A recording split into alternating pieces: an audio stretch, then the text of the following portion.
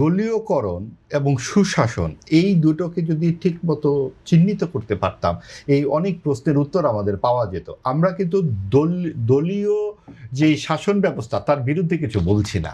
আমরা বলতে চাচ্ছি যে আপনি অবশ্যই কাজ করেন, আপনারা বিজয়ী হয়েছেন, আপনারা আপনাদের নীতি আদর্শ দলীয় কর্মসূচি অনুযায়ী তো দেশ পরিচালনা করবেন, কিন্তু সুশাসন যাতে প্রতিষ্ঠিত হয় সেই জন্য আপনি কিছু নিয়ম নীতি পালন করুন, যেটা স্বচ্ছ এবং প্রকাশ্য হবে।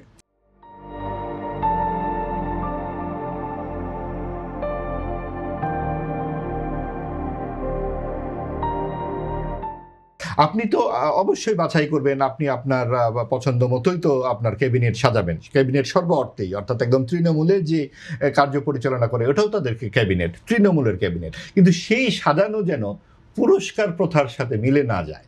আপনি যে উদাহরণগুলো দিলেন এগুলো কিন্তু পুরস্কার প্রথা হয়ে যাচ্ছে। এটা ঠিক সুশাসনের নিমিত্তে কিন্তু হলো না।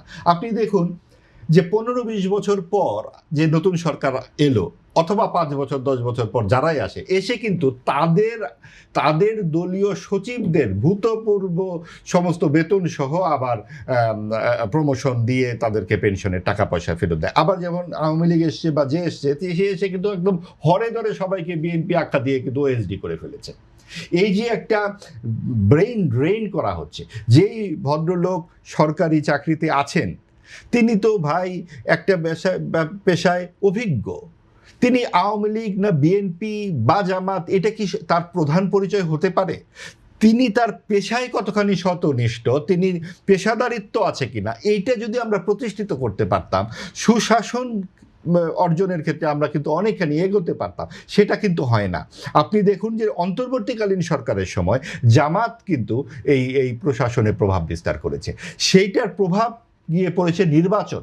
এখন বিএনপি এসে স্বাভাবিকভাবেই সেই প্রশাসন তো রাখবে না, তাহলে তো তারা তাদের কাজকর্মই করতে পারবে না। কাজেই তারা তাদের মতো করে গোছানোর চেষ্টা করছে। কিন্তু আমাদের প্রত্যাশা থাকবে এই গোছানোর ক্ষেত্রে পেশাদারিত্বটা যতখানি, একবারে হয়তো সম্ভব হবে না। জামাতকে যারা এক্ষেত্রে বিএনপি কি তার দলীয় লোক খুঁজছে আসলে? এছাড়া তো তাদের উপায় নাই, যেহেতু জামাত দলীয়করণ করে দিয়েছে, আপনাকে তো এখন মাটি ফেলতে কোদালি লাগবে। বিষয়টাকে এইভাবে চিন্তা করি যে গত 2006-এর পরে 2026 এই মাঝখানে 20 বছর তো আসলে বিএনপির লোকজন প্রশাসনে ওই অর্থে বসতে পারেনি। তারা তো সবাই ওএসডি হয়েছিল। এই যে এখন 15 বছর পরে তারা সকলেই চাকরি এবং বেতন ফেরত পাচ্ছে।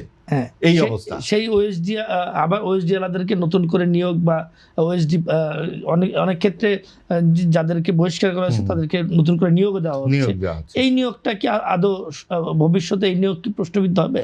প্রশ্নবিদ্ধ হবার কিছু নাই, কারণ অনেকেই রিটায়ারমেন্টে চলে গেছেন, তারা তাদের প্রাপ্য টাকাটা ফেরত পাচ্ছেন। এটা অবশ্যই অন্যায্য নয়, কারণ তারা তো আপনাকে অন্যায্যভাবে যদি চাকরি থেকে বহিষ্কার করা হয়, আপনাকে যে পেনশনের টাকাটা দেওয়া হয়নি, এটা তো তার প্রাপ্য টাকা, পাবে না কেন?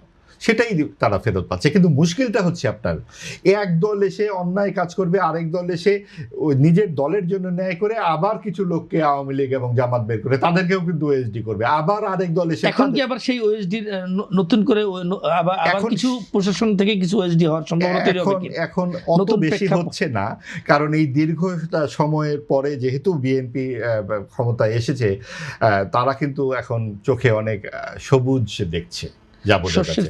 না, সবুজ একটা আনন্দিত রং দেখছে। অত প্রতিহিংসা কিন্তু আমরা দেখতে পাচ্ছি না। এটা কিন্তু আমরা বলতে পারি যে সবকিছু এক ধরনের হানিমুন পিরিয়ডে বিএনপি আছে, এবং ওএসডির খবর কিন্তু সেইভাবে এখনো আসেনি। কিছু বদলি এসেছে, বদলি আর ওএসডি কিন্তু এক নয়।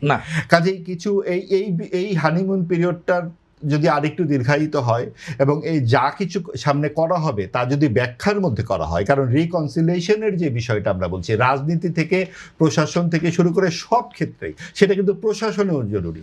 রিকনসিলিয়েশন কিন্তু আমরা প্রশাসনে।